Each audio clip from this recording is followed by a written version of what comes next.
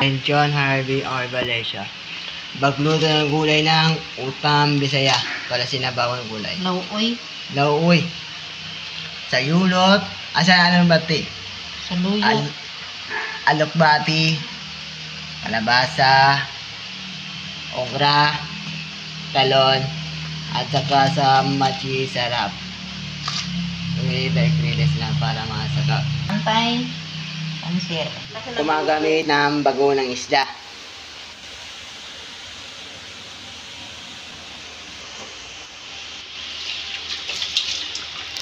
May hugas naman ng gulay. Pwede lang hugas na maigi, paputi.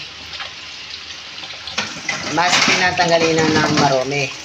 Lalagyan ng kalabasa. Kalalabasa.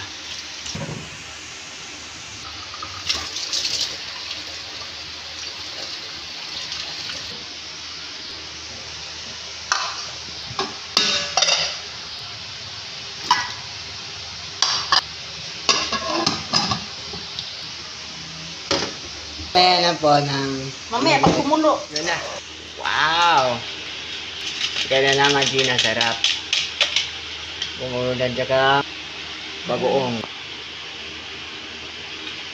Bumili ka isang kamatis. Dala po ni kamatis. Sumo. Lagyan ng ulay. Wow!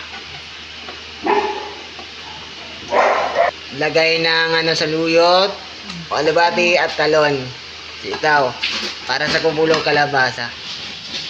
May mag naman dyan.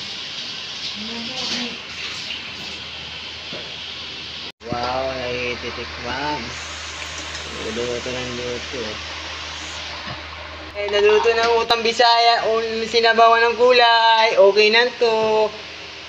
Wow! Yan. Kalabasa. Bebo mo naman lahat.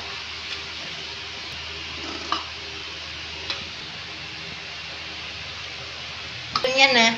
Sukoy na tenos na ma-order nila. 35. 35, mas maninumahan.